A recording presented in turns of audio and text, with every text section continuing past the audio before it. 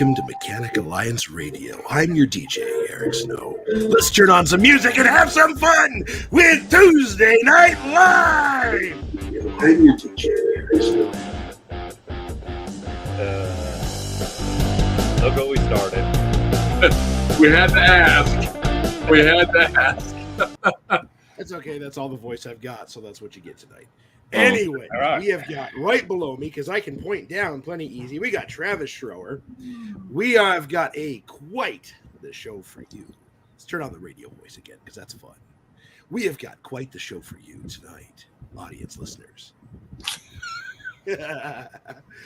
Anyways, we have all sorts of great things. Shane's over here got the top comment. Travis got all sorts of great things he's going to talk to us about tonight, including some of the stupid crap that BMW is doing. What the heck are they smoking over there? Yeah, so if we actually want to just jump straight into that, since you already segued into it, the time's come. A lot of these manufacturers, and unfortunately, it is not just BMW. I know we're loving picking on them because they came out hard against it. A lot of these manufacturers have figured out microtransactions are the way to go. So as of, I believe it's next year. I don't think it's this year. I think it's next year. If you want your heated seats to work, if you want a lot of your comfort controls, a lot of your interior climate stuff to work, you pay a yearly subscription for it now. Nope. We're going to make a small fortune on toggle switches to turn that stuff on and off.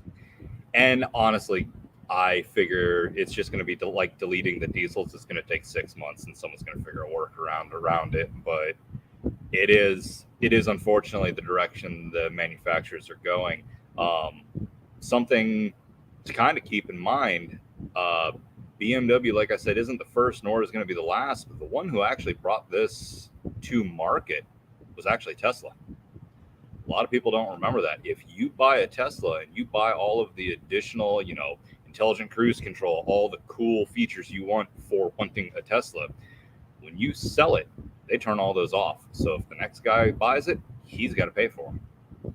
So it's not something new. This has been going for a little while, and this is unfortunately a direction they're gonna start going. I would imagine this is going to slowly carry over into a lot of the ADAS and the intelligent cruise control and speed controlled cruise control. Pretty much anything that they consider a luxury add-on will start becoming a subscription-based service, just like your radio or OnStar, or pick your poison, whichever company you're going to use, but most of them have it.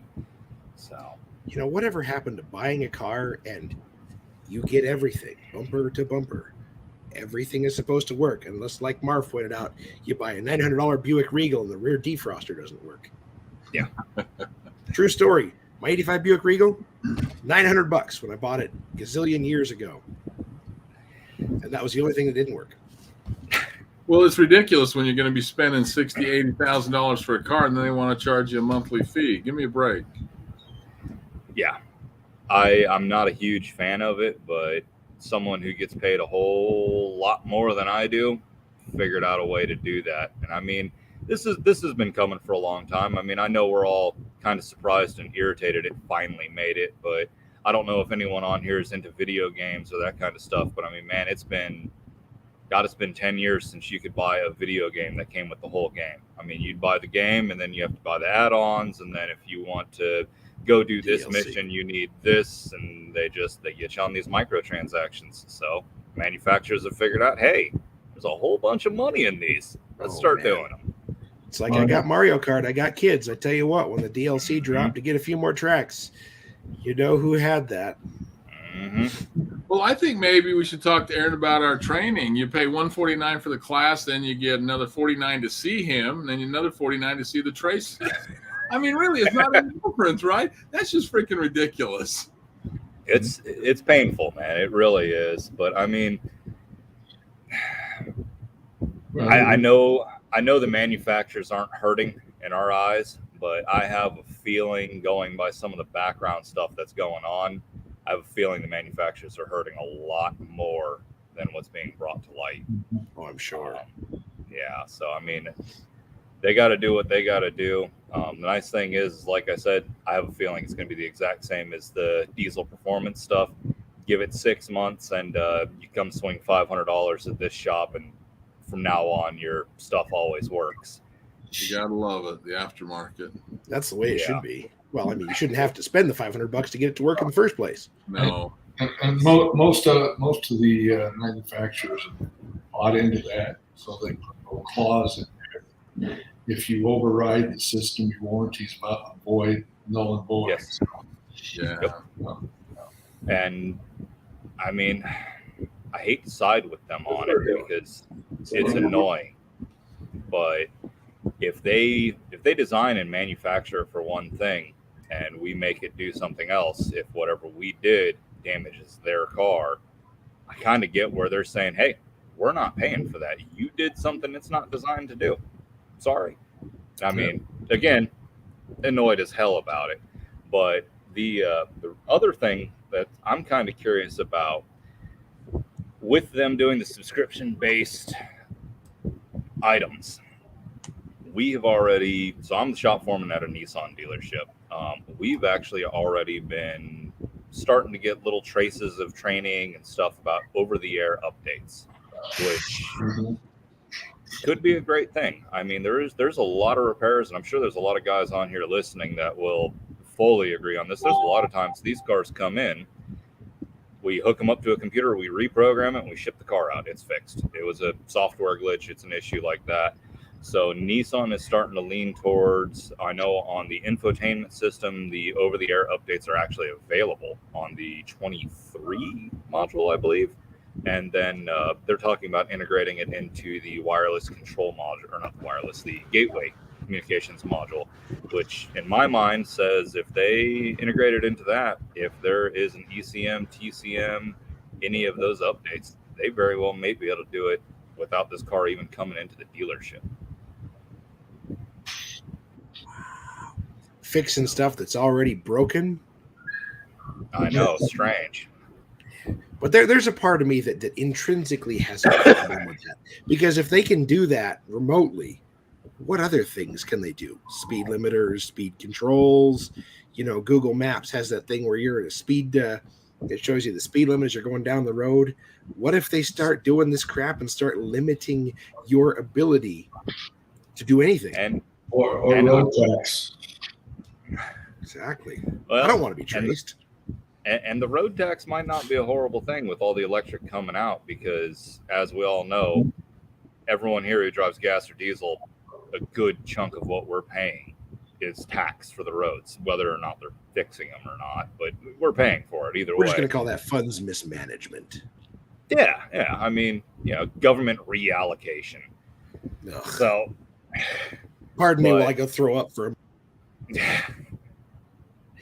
But yeah, so we're already seeing the intelligent cruise control, the ADAS systems. A lot of higher end companies are actually integrating the Google part that you're talking about, just dealer specific. The new Mercedes-Benz, you can actually set cruise control and select speed limit or road limit or whatever they're calling it. As you drive through town, this car will automatically drop to 35 when you hit a 35 mile an hour zone. It'll go back up to 65 when you're back out on the highway. It controls the speed for you. And much to your disappointment, Eric, if you wreck your Mercedes-Benz, a lot of insurance companies are going to request the airbag diagnostic module freeze frame data, and it will tell me the last, I can't remember if it's 30 seconds or 60 seconds before airbag deployment. And it will tell me your speed. It will tell me your braking. It will tell me G-forces. It will tell me everything you're doing.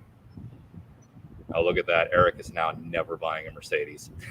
I wasn't going to buy one in the first place unless it's, something, classic and iconic. And then let's face it, it's not going to be Mercedes powered by the time I'm done. You'd be the only guy that would take a Goldwing and put a LS in it, right? Hell yeah. Yeah. LS swap the world. No. I'm not opposed to an LS Goldwing. This sounds kind of fun. Oh. So. Talk about canning the value on it. Well, hey, wait till we, the first EMP attack, and I'm throwing points and things to get down the road. Oh, absolutely. Yep. Absolutely. Well, I got to get my tinfoil Viking hat back there. Yeah. So Aaron talks about the old school diesel Mercedes rule, and you know what, man, those were the great ones for running the fry oil and stuff like that, and they were perfect. Those things were phenomenal. That and the 7.3 Ford that I played with, I had a lot of fun with that one. I've heard some of those big GM diesels love the grease too. Yeah, I was just going to say, it's easy to do too. Well, the 12 valve Cummins, let's face it, you can run that thing on water just about. Yeah. By the way, guys, there is a 12 valve to 95, I think it is, ramp truck, only 90,000 miles on it that's available over here, and it's a reasonable price. I think it was 16 grand is all he wanted for it. Well, that's about twice as much as I want to pay for it. Yeah, but you know, all that El Camino with no issues.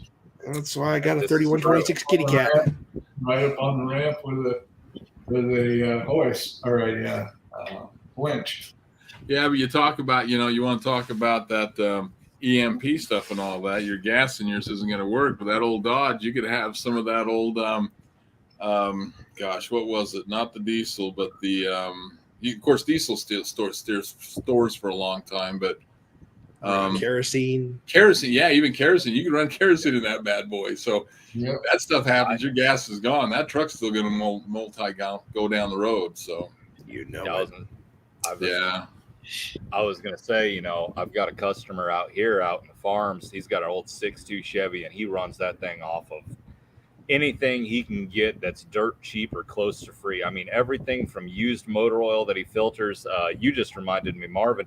Last year I was talking to him. He was running off of house heating oil. Really? Oh, yeah. He told me that they came out and delivered like 7 or 8,000 or 100 gallons to his house, and he's like, "Yeah, I was getting low. I just threw like 20 in the tank. It's fine. It runs great." It's like, God. See, I was with my 7.3. I was going around the shop and I was picking up their tranny fluid, filtering it, mixing it 80-20, ran all day long. And it was one night I remember it was in Manti. It was 20 below, had it plugged in, and I thought, oh crap, here goes the real test. Fired right up, ran great. So I did try one time. Tony from BG gave me some used motorcycle oil. That did not like that at all. I don't know why, not enough carbon in it or whatever from the oil or whatever, but it did not like that at all. I'd be more worried with that specifically because it's a wet clutch system. So I'd worry about clutch material getting past all your filtering, getting into them injectors. Yeah. I didn't think of that at the time, but it did like it, man. I couldn't get that out of the tank fast enough. Yeah. All right. So let's reel this thing back in. All right. Crap. So you've talked about ADAS. Now, for those of us that don't know what the heck that stands for or what is it, and for the interwebs out there, what the heck is ADAS? It's your advanced driver assistance systems. Easy way to think about it, it's your intelligent cruise control that can see cars in front of you and slow you down automatically. It's your lane keep, your lane hold, whatever manufacturer you're using saying it. It's a lot of that stuff. It's a lot of your intelligent driving aids is the biggest thing. Okay. So, and it's drivers. Yeah, because we definitely don't have intelligent drivers anymore. That's true. But yeah, I mean, and the ADAS stuff, it used to just be your high-end cars. I mean, Mercedes has had it since, the 90s, I think. At this point, I can sell you a Nissan Versa that's got intelligent cruise control and lane hold. And I think that thing's 26 or 27. I mean, it's getting more and more and more prevalent. And it's something that we've definitely got to start training on because we don't see exactly how often you're supposed to be reprogramming it. And luckily, these early systems are pretty forgiving. I've seen guys swap windshields without doing the ADAS calibrations and get away with it. I mean, they're pretty forgiving. But as these are getting more and more complicated, these are getting more and more minute, more and more picky, for lack of better terminology. we're going to have to start programming. We're going to have to start checking calibration, and we're going to have to start aiming them on a really consistent basis. I mean, it's to the point to where, so Nissan specifically, we're getting ready to come out with a Raya is the name of it. And it's our new electric car. We're supposed to come out with it next year. Yeah. Yeah, it's actually a pretty neat little thing. I'm actually a little excited about this. But in the documentation for that thing, it says anytime you do an alignment, you need to recalibrate the entire ADAS system, front and rear. Windshield replacement is an ADAS recalibration. If you mess with any of the components, sonar, radar, camera system, the around view sonar system, you're supposed to do a complete ADAS relearn. I mean, this is going to be something we're going to have to do, and we're going to have to do it consistently, which means a lot of these independent shops are going to be not the most happy because you're going to have to buy a ton of target boards. The ones I've actually been looking at are through Alltel's got them, Top Don's got them, and Top Don's the more inexpensive one, and they're about $22,000 for a complete set. Alltel's complete set is $29,000. If you want to go with the big swinging, you can get the whole Bosch setup. The Bosch setup is sweet, man. I'm a huge fan of the Bosch setup because the Bosch comes with your scanner, your programmer. It's going to come with all of your around view camera targets. It's literally everything, and it covers like 95% of manufacturers. It's $58,000. What can you get out of the cost wise? So I've actually been talking with a body shop a little bit here and there. They seem like the ones that are going to use it the most. Yep, and they are, like he said, he told me, he's like, I mean this the most respectful, nice way I can towards my body guys. These are not guys I'm going to have calibrate stuff. I'd rather pay someone. But he told me right now the company that's driving down from Tulsa charges him anywhere between $600 and $1,100 to do a car.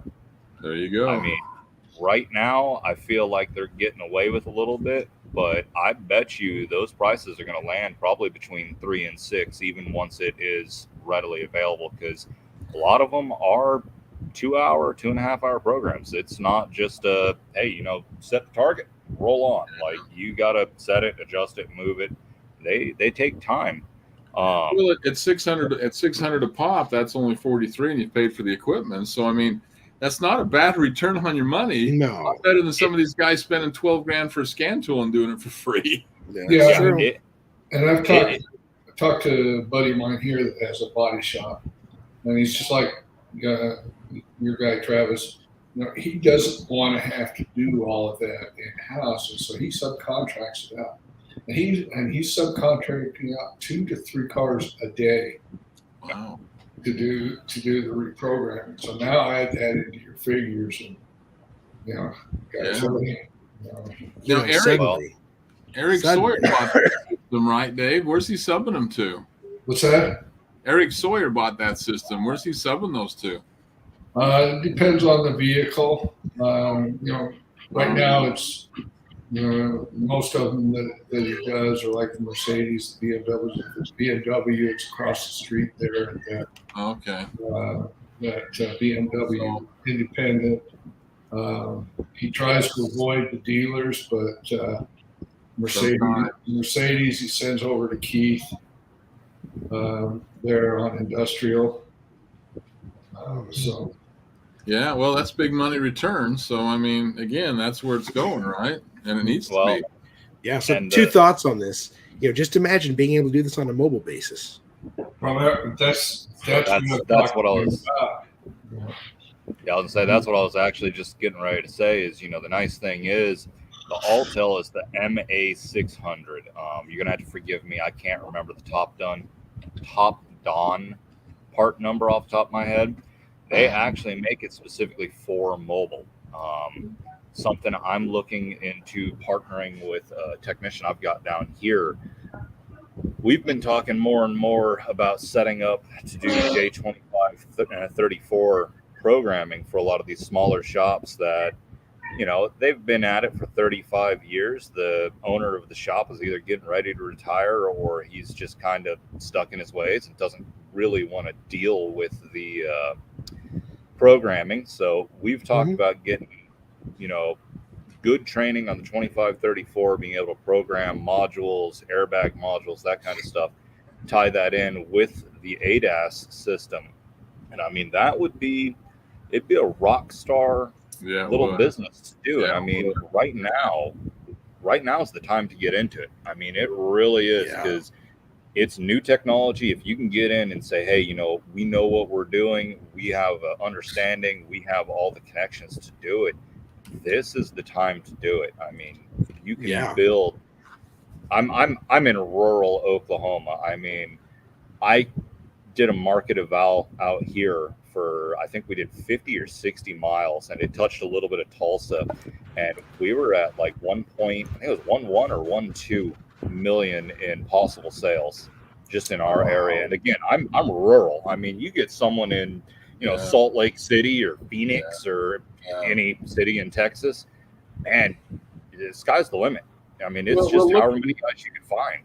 Yeah, look at it. You're mobile. You're $600 a pop. You do 2 a day. That's $24,000 a month. You'll be making that payment real easy, and you're done by noon. Ain't that the truth? And I mean, if you set your employment system up right, I mean, how we're talking about doing it is, I'm essentially partnering with this gentleman. He's getting a fairly healthy wage. I mean, I'm paying him $36 for every hour he flags out of the van, and his thing is he wants to do it part-time. He's flat out, I don't want to do this full-time. I just want to work until about 2 o'clock in the afternoon. He's set up to where, I mean, he should probably clear $1,700-$1,800 a week and still profit the business close to the same. I mean, as long as you set your stuff up right, you can make your technician ecstatic happy. He can build his own schedule, and you're still making money as a business owner. Big time.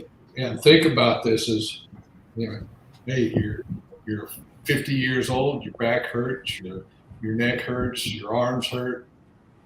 This is an easy way to make that cash that you want to make and still stay in the business. I mean, just think about it. Go find yourself a cheap Astro van, because we know our guys love those things. It's outside. He's got one. Yeah, cheap Astro van set up like that, and all your money is in the tools and stuff. You don't have to worry about the transportation unit there. Now, here's another interesting question on this. How is the information availability looking on this stuff? Because I know there have been plenty of times where the information doesn't flow down nice. Yeah, so actually on the ADAS system, because it is collision related, it's actually pretty easy to get. The Altel rep I talked to said 90% of the procedures actually built into the Altel unit. You don't even need a login for the manufacturers, nothing. Everything's built in, ready to go, because again, it's collision related, and the collision industry is much more heavily regulated than the service side, which is something we need to work on. But the other side of that is the couple of companies that aren't as forthcoming with all the information. It's the same login, it's the same information you're going to need for your J2534 programming. I mean, we're already paying for those logins for Chrysler, Mercedes, Honda, Acura. I mean, you're paying for those guys anyways, because they lock up all their info. I mean, just getting repair info from those guys is a nightmare. So you're already paying for it. The information's available through the same location. They don't charge anything extra. Something I was going to bring up with this ADAS and reprogramming stuff, for the guys on here that are taking Aaron's class, I mean, you have set yourself up to be an absolute monster of a specialized mobile van, because you can advertise yourself to these body shops, to these little independent shops as, hey, I do diagnostic specialties. I've got a 4-channel Pico scope. We've got every piece of technology you would need. If you guys can't get through a diag, we can. If you don't want to deal with the programming, we can. If you guys don't want to purchase all of the ADAS equipment, that's fine. We've already got it. Yeah. I mean, if you put your heart in this, again, I'm rural Oklahoma. I think my entire 50-mile circumference, I've got like 700,000 people, and 400 of that is just in the Tulsa greater metro. I mean, I don't see a reason you wouldn't be able to flag out, 10, 12 hours billable plus travel time. I mean, this would be a huge, huge thing. And it's a win-win. It's a win for the shop. It's a win for you. It's a win for the customer. It really is. Now, I think I'm going to have to go get a Corvair Greenbrier van and start doing this stuff. Now, Marv and I have been preaching this for a year now. As a matter of fact, we've run the numbers. Yeah. You want to make 6 figures a year and work 20 hours a week? This is how you do it. Yeah. Yeah. And you get the owners that go, they're the owners that, of course, were a mechanic and then own their own business. They don't want you to come into it, and they'll go, oh, it's really tough. 40 years ago, 30 years ago it was. Today it's not. There's guys like us that help with that. It's not that big of a deal. There's programs for everything. There's QuickBooks for this. There's, you guys, good golly, we used to have to go to a library of books to get the stuff out of it. So don't even start with me on that stuff. But the bottom line is when you can have an Astro van and then you have your piece of equipment, let's say you're $30,000. Let's even go to $30,000. And you're kicking out expensive Astro van. No, that's the equipment for it. But the Astro is $1,000 of that. Yeah. Okay. Yeah. And Olympus Lending plug can of course get you that. Look at the money. 2 a day, 12 grand, guys. I mean, what's your payment going to be, Dave? You think on a $24,000 or $30,000 piece of equipment? $30,000. You're probably going to be $600 to $800 a month, depending on what credit rating. So, and you've got your $1,000 van, and you're bringing in $12,000 a month. It doesn't take a rocket science to figure this out. And then you could be like Zach on the golf course by 11 o'clock in his small block Chevy Porsche. Yeah. If you're smart, you get somebody to pay you to take the Astro. Yeah. Yeah. So just as a little bit more bad influence on that. So since we ran the numbers and kind of messed with this, we're 20. It was 26 and change. We're not buying the full tilt bad boy all-tel setup. The one I think we're leaning towards is actually about 14 and a half, but that is all of your targets. That's your higher end scanner. We're actually looking at the IM608 with ADAS capabilities, which I guess is supposed to be coming out next year. So that's the one we're leaning towards. That's a $4,500 scanner, but that opens you up to being able to do immobilizers, keys, that kind of stuff as well. Good money there. That's oscilloscope and a basic hand tool kit. I think the hand tool kit we ended up doing was, God's honest truth, I think it was a 435 piece Cobalt set and some electric tools. I mean, it's not bad. And like I said, I want to say it was 24 or 25,000. Unfortunately, I've got a cool notebook, but that's not in this notebook. But I mean, you could set it up, figure tools and equipment, you're going to be out about 24, and that's going to give you probably about 80% coverage. I mean, if you get Mercedes-Benz, you get some of the BMWs, believe it or not, Mitsubishi, even though they're barely in business anymore, Really? some of their targets are incredibly expensive for some unknown reason. But so what about your setup? As far as when you pull into a place, what are the criteria to be able to do it? Do you need a super flat surface? What do you need? You need a flat surface that's within reason of level. I mean, it's got to be concrete. No driveways like this. Yeah, no 45-degree driveway that you're getting the Jeep to get down anyways. And I mean, it's preferably in the shade. Some of the targets don't like sunshine. That's what I was wondering, was the sunshine. Yeah. A couple of 10 by 10 canopies could fix that. Yeah, I was just going to say that the couple of guys I know that have actually jumped onto this and are starting to do it, actually out more towards you guys. I got one of them in Henderson, Nevada. They carry, and I'm blanking the name of the company, but someone actually makes a 10-foot by 16-foot canopy, and it's a quick up canopy. So they carry that on there, but they charge to use it. If they have to do it outside with the canopy, it's an additional like $50 or $60. So most of the time they get their keys, they set up in a less used part of the body shop, and they just pull them in and bang out 4 or 5 of these calibrations and reprograms and hand a bill and say, hey, pay me by the end of the week, and they're on about their day. Aaron says a bay with a lift in it won't work. So you can do it with a bay with a lift in it. It has to be a 2-post. You have to be. It has to be level.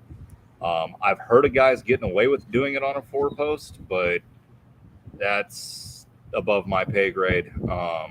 I've done all the ones I've done flat. Actually, no, I take that back. The new Nissan Rogue, we actually have to do on the alignment rack. I did forget about that one. oh So wow. that one, it's actually got some goofy adapters and stuff you got to put on the front wheels, and you have to laser align it and then set your ADAS. So you actually have to do that one on the alignment rack. Oh. Well, I found the canopy part. That was the easy part to find. You can get it in bright purple. Perfect. $190. You know, put your name up Yeah. there.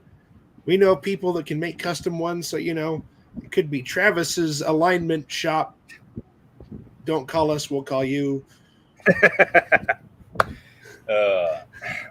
But yeah, I mean, it's starting to become a really big thing. They're not hard to do. I personally probably do 2 or 3 a day at the Nissan dealership, and hopefully none of those customers are listening. Dude, they take me about 15 minutes. And I was about to ask, what does including. it really take? Yeah, the Nissan ones were pretty blessed. They're pretty easy. The earlier Pathfinders have a 3-position setup, so that one usually you're going to end up having to adjust and mess with the brackets and that kind of stuff. That one will take you, 45 minutes to an hour. I've heard, and I have not had a chance to work on one. I've heard the Land Rovers legitimately take an hour and a half. Just their adjustment points are a nightmare to get to. You got to take the grill out. You got to put the grill back in to check it. And, I mean, And since as it's we all British, we know, got to worry about the electrical system actually working on a day.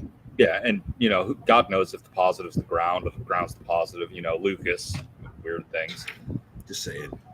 So, but yeah, so I mean that's coming up. Yeah, that's pretty much the big thing on the ADAS systems.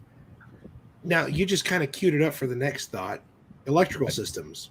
Yes. What the heck is going on in the world of electrical, stuff? I mean, for example, this is the shop. Aaron, you might want to close your eyes on this one. They did an electric conversion on a Porsche. Yep. Just saying.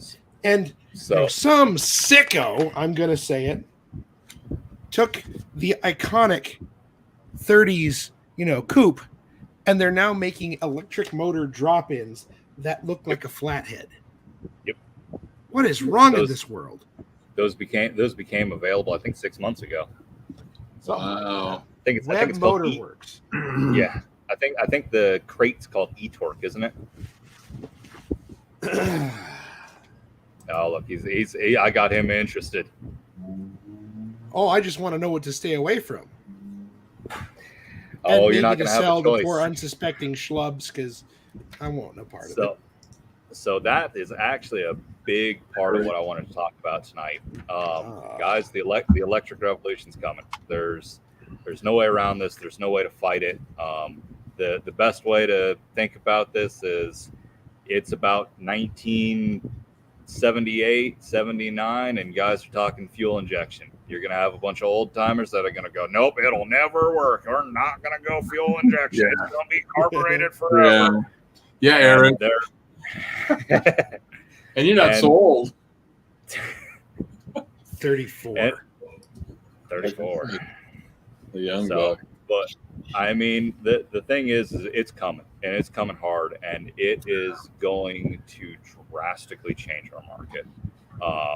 So GM has announced they plan on being fully electric by, I believe it's 35 for them. Nissan is one of the few holdouts. We haven't set a date that we're going to be fully electric yet. I'm personally hoping it stays that way for a little while because I want to buy a new Z and I want it to have a gas motor, not electric. Ford has announced that they're going to be mostly electric by 30. So they're actually going to be one of the sooner to come up ones. Acura's pushing very hard. Honda's pushing very hard. Mercedes is pushing fairly hard. They're still kind of goofy. Volvo is going to be first to market. I have heard every date with Volvo from 2027 up to 2032, but Volvo's already committed to being 100% electric. They are not going to offer any gas. Every time you mention one of those, I kept thinking about power grid going down more and more and more and more. Yeah. No, but they're not letting you charge it in some places already. Our grid across this country is archaic. Yeah, and it's going to be a huge thing. And I'm actually, I'm going to be the anarchist on this, and I'm actually kind of looking forward to it because almost every other country has kind of gotten their crap together on nuclear and usable energy other than burn and steam style energy. I mean, the last time we patented or built a new design reactor was in the 80s for nuclear. I mean, it's been 40 years, guys. We've had this technology forever. We gotta get on it. But all of those plants are running at 25% capacity because of regulation. So now not that really. That brings... So Germany has one that I'm actually. No, I'm talking about in the U.S., not Germany. Yeah, not Europe. Yeah, so the U.S. has been very scared of nuclear power for some reason. The Germans have actually been pushing pretty hard on nuclear. The one I'm really interested in, the Germans are actually testing, and I believe they've actually got power positive on the design finally. So they're actually producing more power than they're using for a non-transferred electrical power system. So all of our nuclear energy, all of our energy in general, we're either heating water or heating another substance to create steam to spin turbines. So we never actually get full power out of whatever we're burning or whatever we're using because you have, thermal inefficiencies along those. The Germans have a nuclear, and they're calling it fusion. But they have a reactor that it actually scavenges and uses the radiation emitted off of plutonium or uranium, whichever one they're using, and creates the electricity that way. It is not steam powered. It does not have the ability to melt down. It's a neat technology, and I'm not going to lie, a good chunk of it went over my head.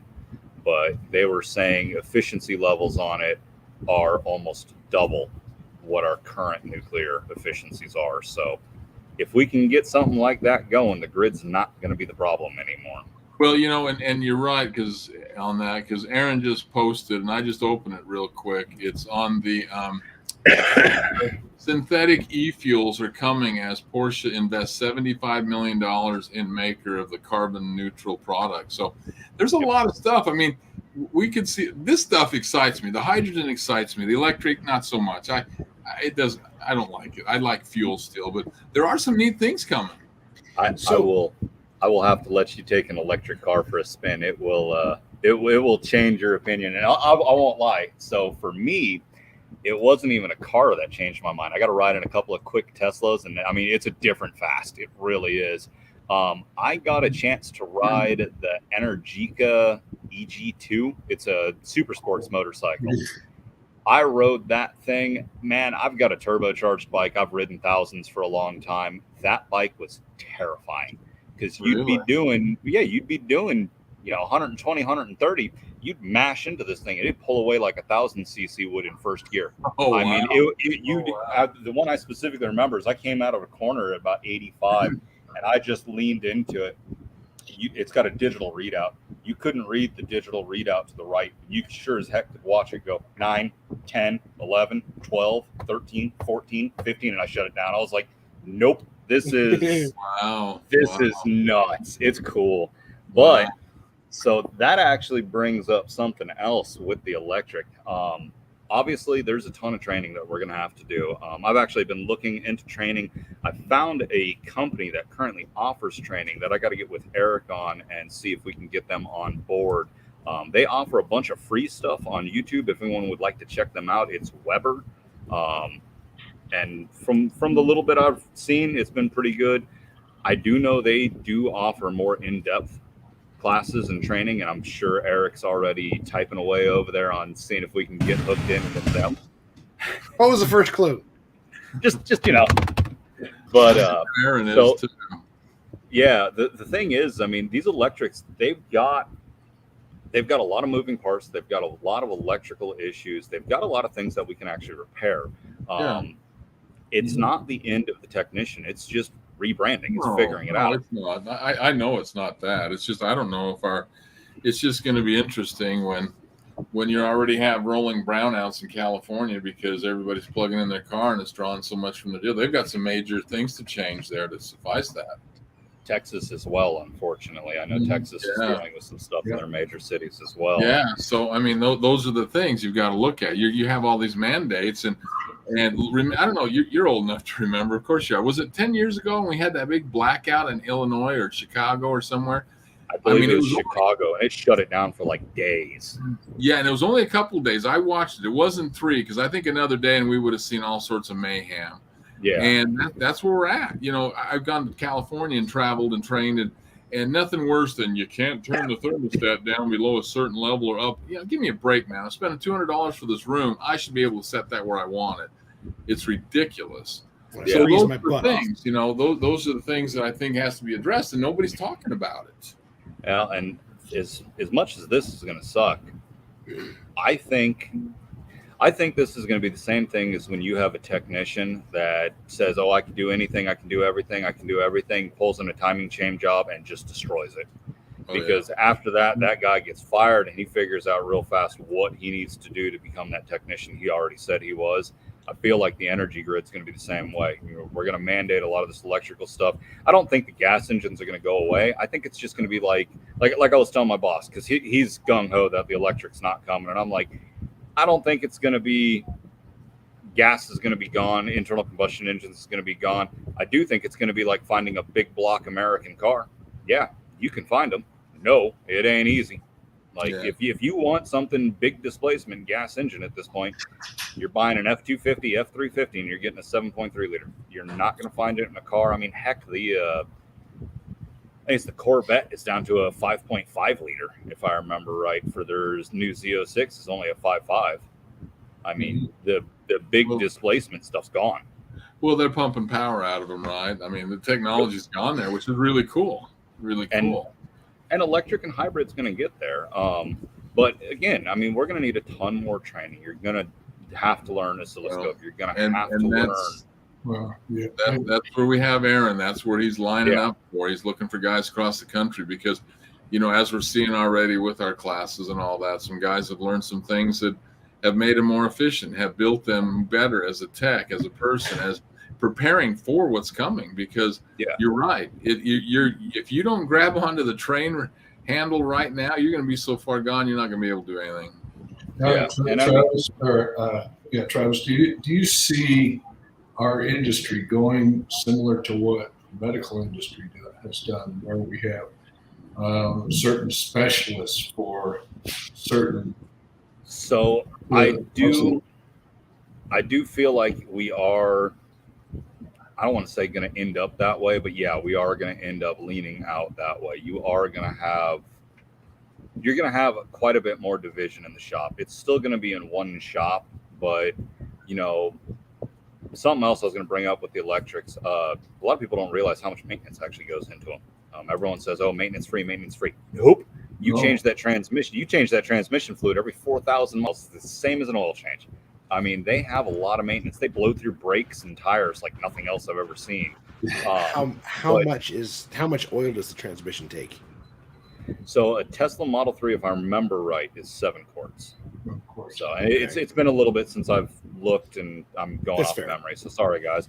But so I mean, I feel like what David's saying, there's going to be a huge jump in the shop. It's not going to be how it is now, to where you have your lube tech, your C tech, your B tech, and then your A techs. I feel like it's pretty much going to be, you have lube tech, C tech, and then A techs. Like, you're going to have guys that are going to have to be specialized heavily on electrical. And that actually brings something else up. You know, I know I've done it. I know everyone on the screen's done it. Safety third, guys. We love safety third. Can't do that on these electrics. I mean, this is not one of those things where it's like, oh yeah, I'll just unplug this coil real quick and see if that's where I'm losing spark. Yeah. You line touch up the your wrong. life. You get a nice little wake up on these hybrids and these electricals. It'll kill you, and that's not just them saying, hey, this will kill you to scare you. They'll actually kill you. Some of these things are 600, 700 volts, and if you touch the wrong part, it'll dump 1,000 amps at 600 volts into you. You're done. Like you're not coming back from that. I don't care what Kryptonian planet you're from. You're going down. Not only will it kill you, but it will hurt the entire time. Yeah, and it'll probably cook you, and the shop will smell very interesting. So I mean, I'm reminded of an AC electrical friend of mine. He says, "Yep, everything I touch, I make sure I'm away from it. I'm using one hand, the other is behind my back, and a very insulated screwdriver." And we're going to be at that point on certain things. Something else I was going to bring up, with the guys being so scared of this electrical, the thing that we're not seeing and we're not thinking about, it opens up such a world to us. I mean, I was into RC cars when I was a kid. I can tell you right now, I didn't buy a lot of new RC car motors because I took them apart, I rewrapped them, I changed the brushes, I did all on my own. We can do the same thing with a much bigger motor now.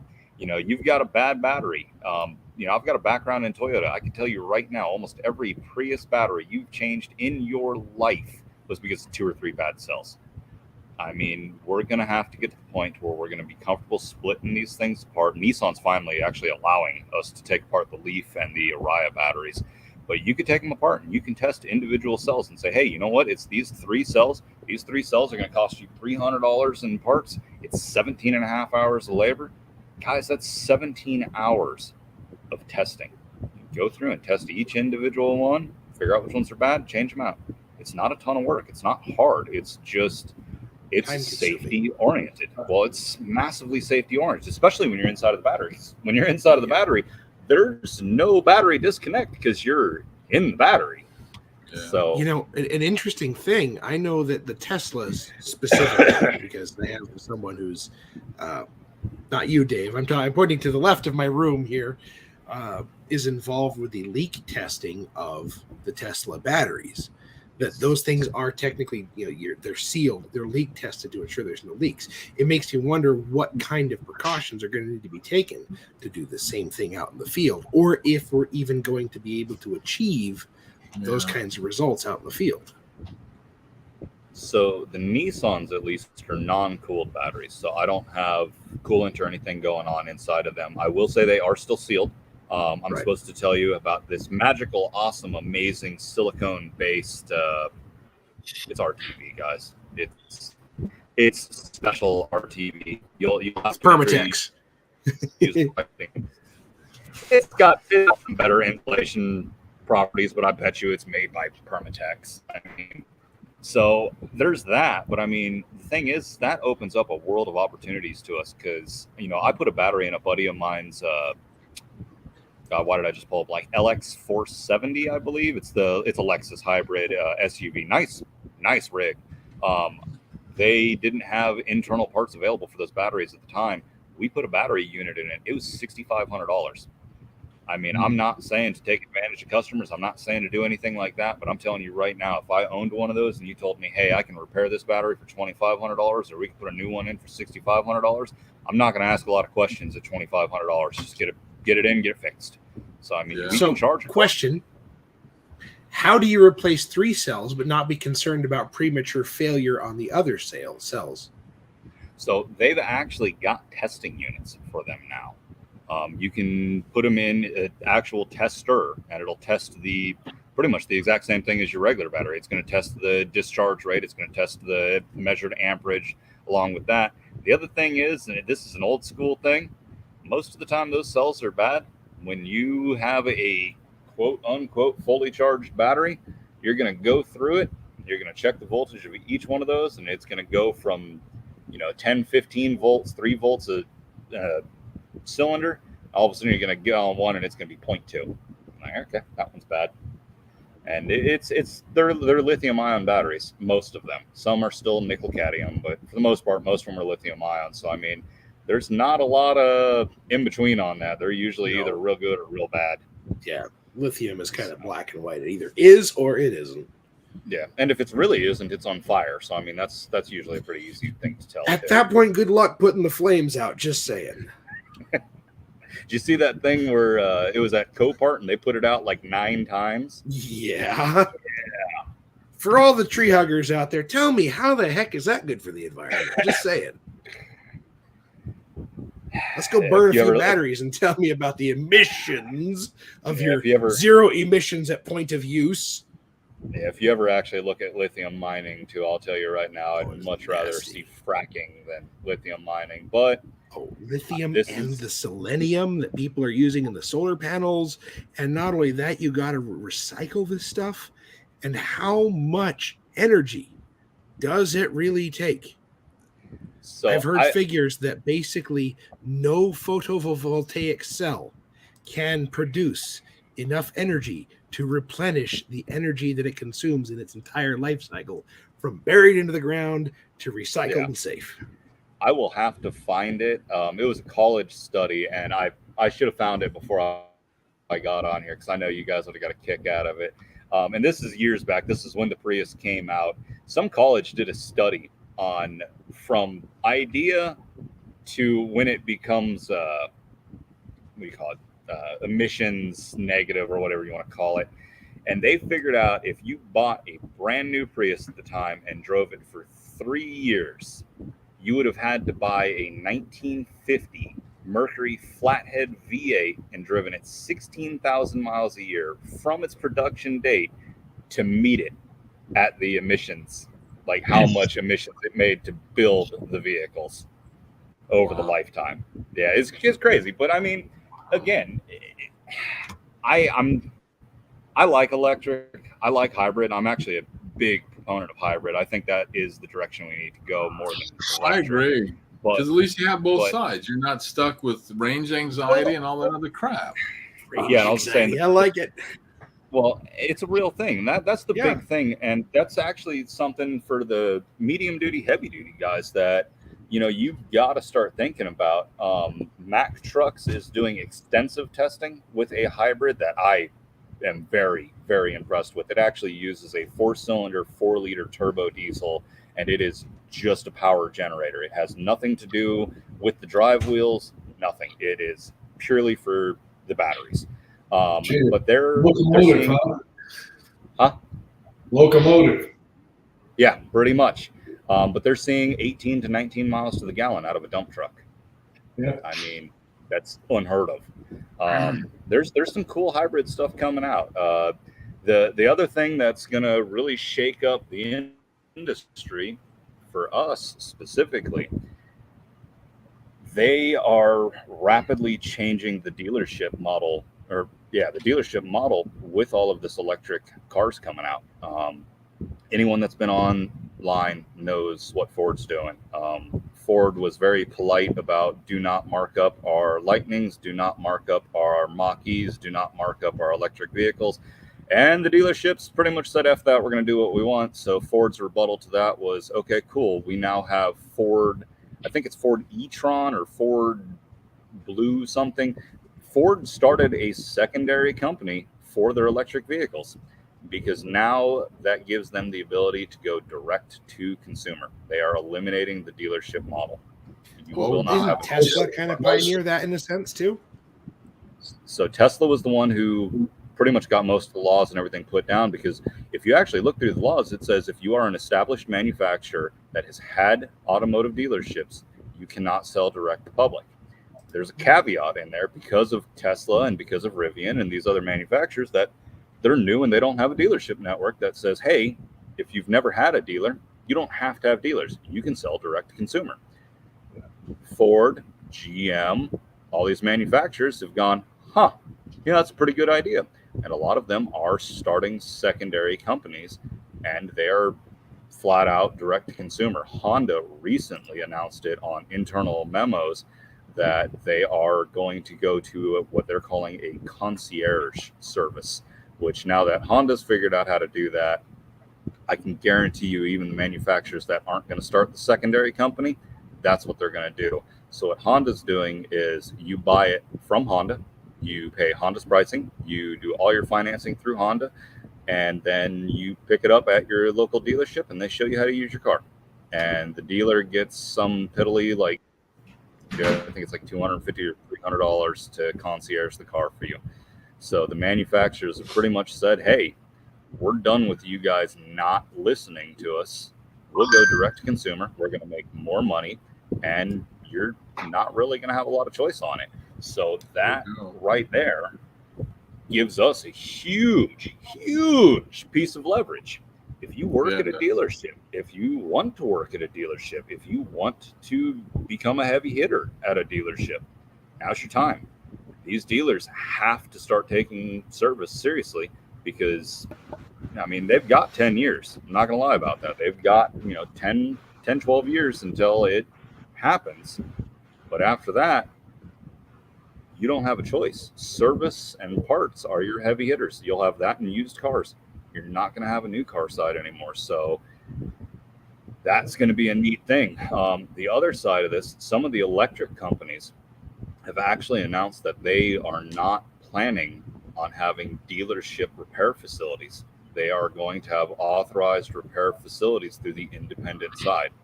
So, and I believe, if memory serves me right, I believe Rivian is actually the one that's kind of leaning on that, because Rivian's really trying to stay away from a dealership model. And from what I've read and what I understand about it is you're going to take classes and you're going to become manufacturer certified, whether that's Rivian, Tesla, eventually this will hit the little dealers. So, I mean, Honda, Ford, all of those. And then they're going to pay these independents directly to repair the vehicles. I mean, they're going to have caveats. You're going to have to use Ford parts. You're going to have to get their stuff and it's going to have to be repaired their way. Right. But I mean, that's pulling away the dealerships completely. And it's been a few years since I personally have been to a dealership. So I'm like, that doesn't break my heart.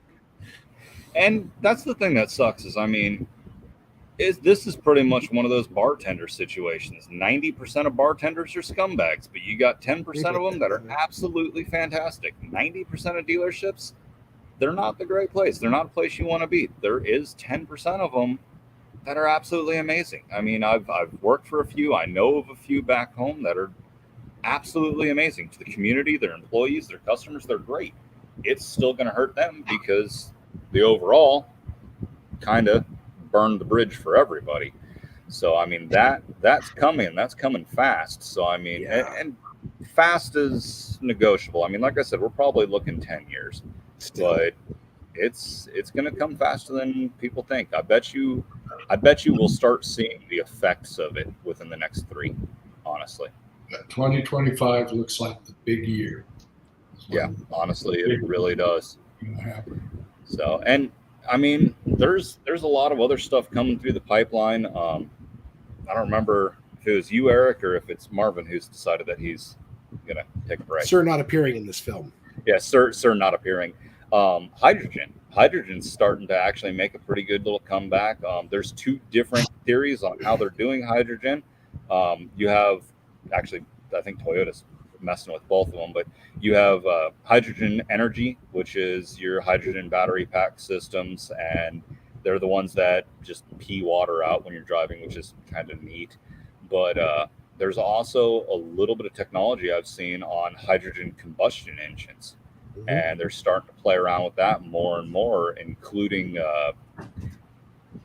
I'm going to make a fool of myself real quick. I can't remember. I'm pretty sure it's Toyota, but one of them actually showed off a 1-liter hydrogen engine that was making like 350, 400 horsepower. I mean, they were running like 60 PSI of boost. I mean, it's a neat little idea. And they're saying it's pretty much zero emissions without emissions control devices. So it had like 0.05% CO2, and it's basically from the lubricants. And yeah, you're right. It was Toyota. Yeah. It was Toyota. Okay. an interesting, let's tie this together and put a bow on it.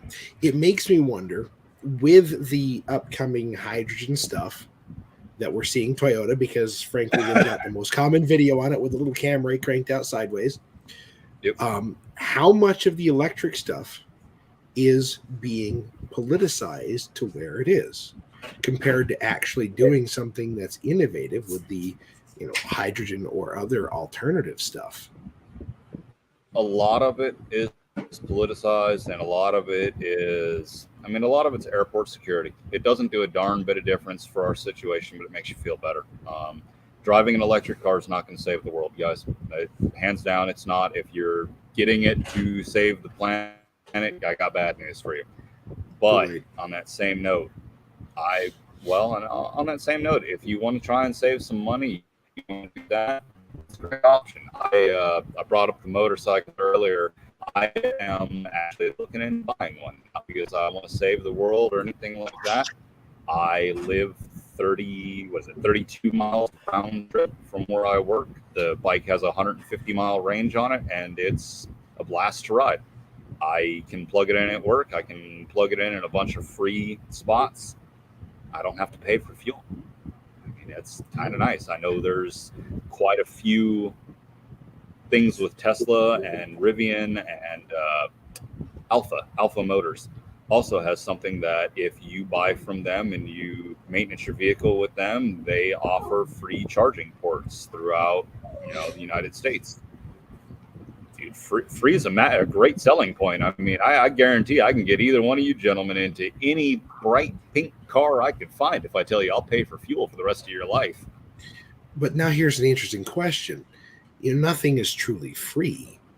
You're paying for it somewhere, whether that's wrapped up in the price in the initial investment or somewhere else down the road. It's never free. I have a feeling that it's going to be.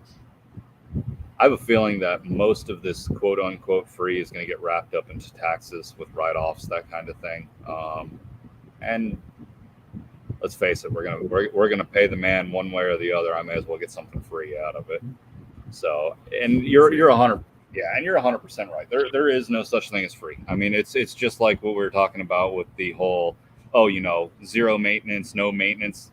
No, you got to service that transmission religiously because it's a mechanical gear transmission.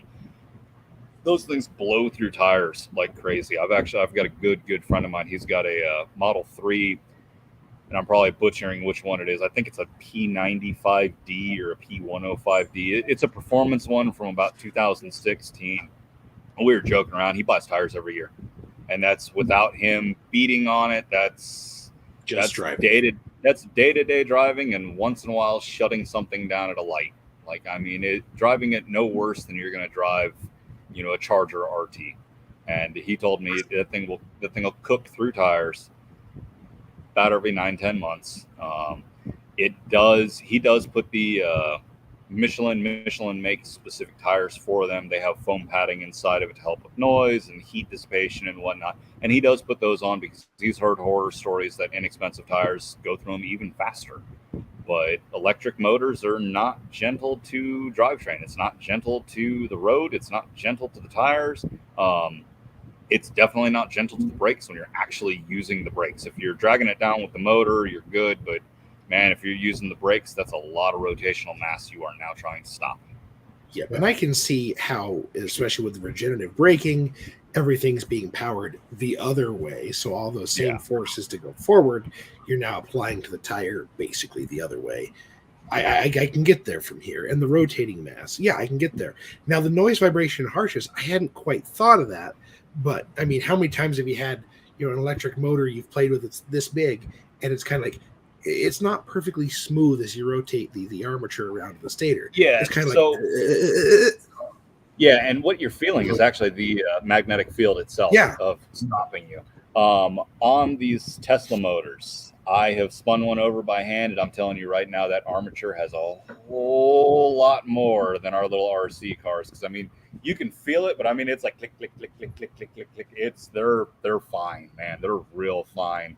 And Tesla, dude, Tesla's got their crap together. I mean, they're finally coming around to our side too. I don't know if you guys saw it. Tesla finally released their Tesla toolbox, so we can actually get in and diagnose. Yeah. Yeah, but I mean, they're a good product. They're high quality. I mean, there's a reason they're the heavy hitter on the electric side, but they're not maintenance free. I mean, it's just like you're saying with them saying, free electricity. It's not. Well, we're gonna pay for it at some point, but the theory is there. So yeah, I mean, that's kind of the big stuff coming down. I will say, I know for the independents, I'm sure there's a couple of guys in the independent shops laughing and independent on the chat right about now, but this is going to affect you guys too. Because if we get to a point to where there's not a lot of service centers for dealerships, there's not a lot of service centers for these new cars, guess where they're going? They're going to go to you. I'm telling you right now, if I've got a brand new truck that's electric and my dealership can't get me in for 6 months because they've got 2 technicians, I need my truck. It's going to an independent. I'll pay for it, but you guys are going to have to learn how to fix them. So whether or not you agree with wanting to drive one, because I can't get on board with it, I just can't. Yeah. Reason in a minute. But whether or not you agree with them or like them, there's nothing wrong with making a crap ton of money off of them. Mm-hmm. I will link to a YouTube video after this on the page. There's actually a company, and I'm forgetting where they're located, but they actually specialize in just electrical cars. If I remember right, in their video, they say their door rate is $295 an hour. Ooh. Yeah. But here's the thing. Like you're saying, whether you agree with them, whether you like driving them, whether you want one or not, if you know how to fix them, you are in a small percentage and you can demand your worth. There is a crap ton of money to be made on these things. Mm-hmm.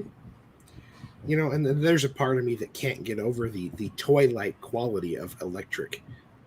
I've got an RC monster truck. It's great fun with my kids. Go out, play with it. It's still a toy. There's a mental hang up here of electric, and it's a toy. So you go play with it, you put it back on the shelf. 145 and a quarter mile. Yeah. Stock. There you go. They're weird. I was so in the middle on them when they came out. Like, I liked the idea. When Tesla started releasing some of their specs, I liked the idea. But I didn't get a chance to really play with one until, I had my shop. Like I said, I've got a customer and good friend. He's got I'm pretty sure it's a 95. It's a P95D. We got bored. We stripped it out, man. We just left the driver and the passenger seat. We took out the spare tire. I mean, we didn't like strip out the carpet or anything crazy like that. But I mean, we went to the drag strip and blasted 10.5s in this thing consistently. And I mean, we were out there for like 6 hours without needing to charge. We got hour 7 was a problem. I mean, eventually it's okay. We were talking to a couple of guys online, and some of those guys have already actually done performance and messed with these little cars. I think the record right now is in the 8 seconds for a Tesla sedan. That Tesla Roadster came out, and I think that thing's 8 seconds, like 8.8 or 8.9 out of the box.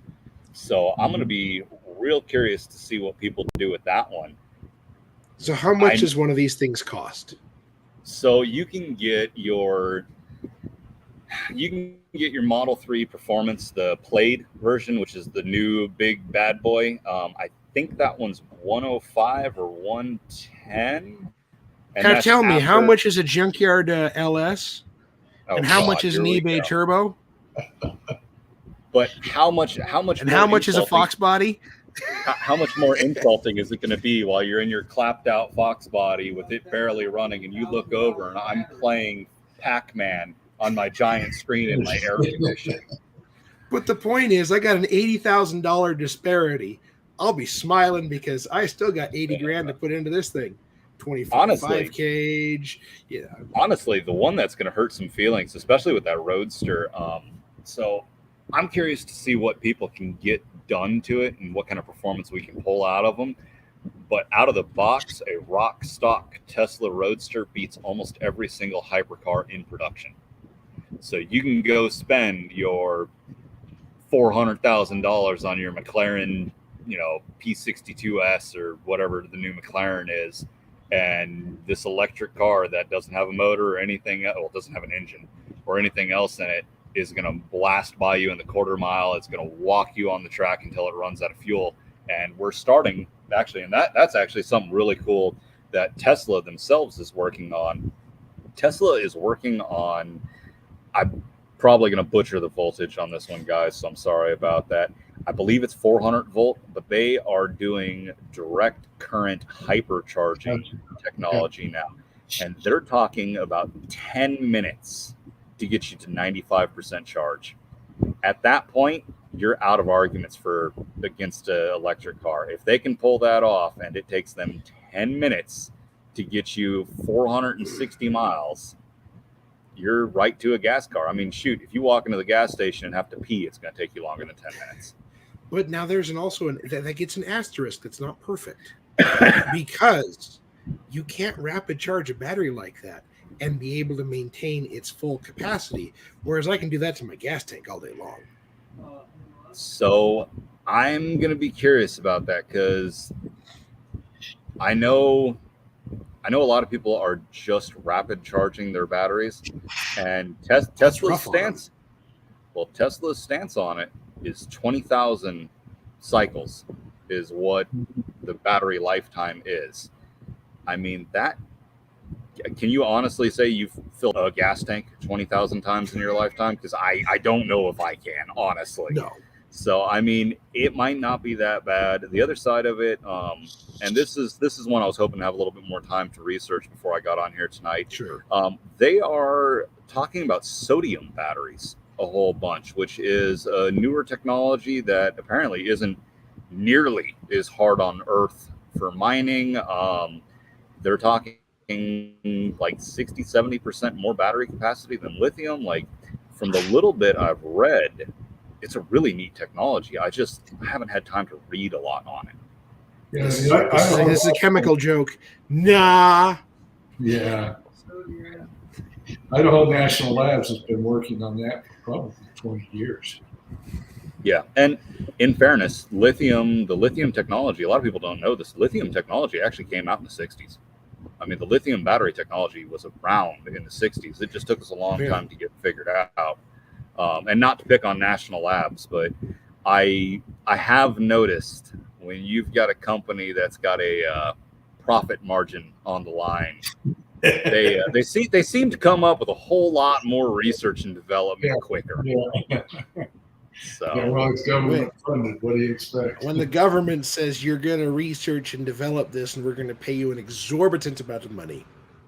Yes, and then they don't give you a time limit, so they're just like, hey, if you could do some research in this and let us know what you figure out over the next 45, 50 years, we'd appreciate it. Yeah, I'm milking that out too. So Don't start me on government contracts. Oh, dude, my wife works for the VA. Trust me, I pull my hair out every time I get a chance. So, at least you still have hair to pull out. I mean, this is true. I've got a nice, full, wonderful, full head. Look, I don't even have widow's peaks. Nothing. I can drop you off the stream at any time, Travis. But yeah, I mean, there's some really neat technology coming out.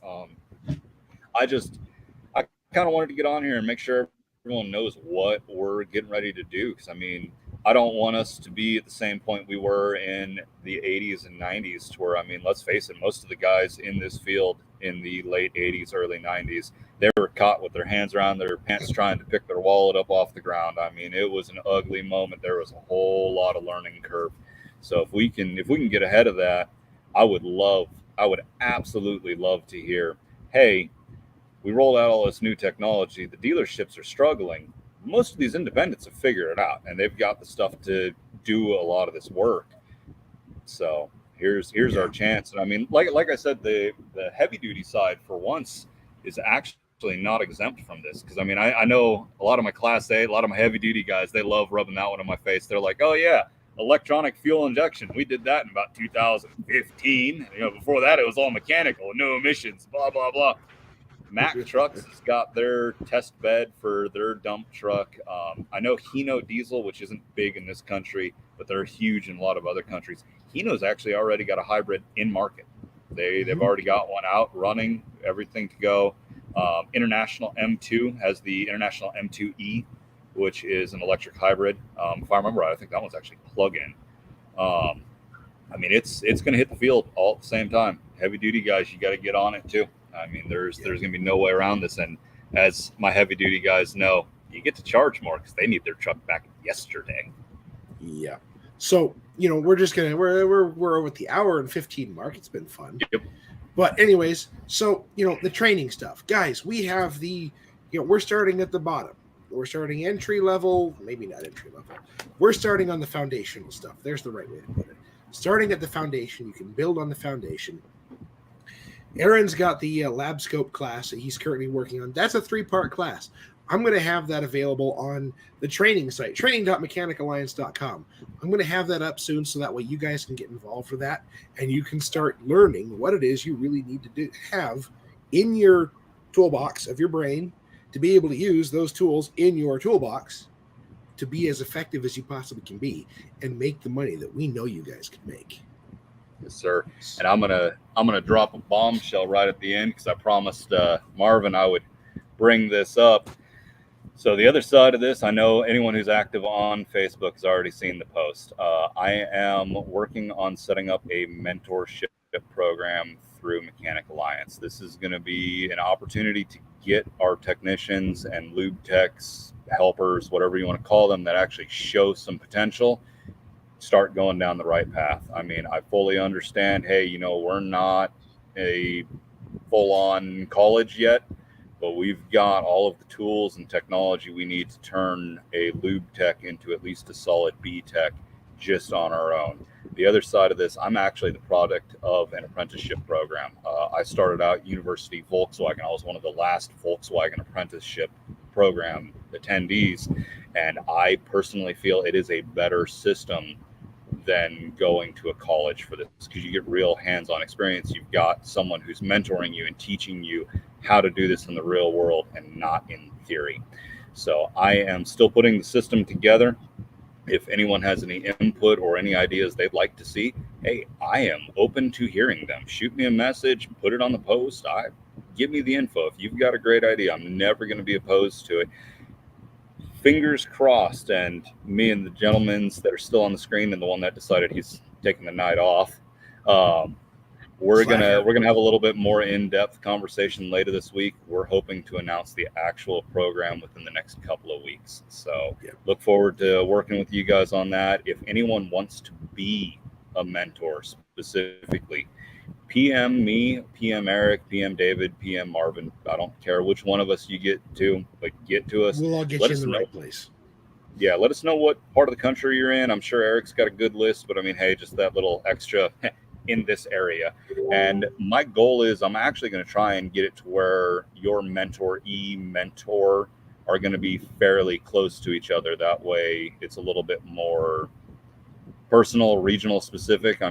There's going to be times that we won't be able to do that, but man, if I can pair you up with someone that's even driving distance to you, that would be my best case scenario, because then if they are having a major issue, they can go down and talk to you and you can kind of mentor them through how they need to be mentored. So that's my bombshell for the night, guys. Fantastic. We will end it off there, guys. Thank you for this great show. And remember, next week, we're probably going to do something a little bit different, but, it's one of those things we got to do. So stay tuned for that. We'll be getting the event up. I'll be getting the event up because, let's face it, I'm the one that does it. I'll be getting the event up and all that good stuff so you guys can see what's coming. Anyways, thanks for watching. We'll see you next time. As soon as I can find the end broadcast button. There it is. There's the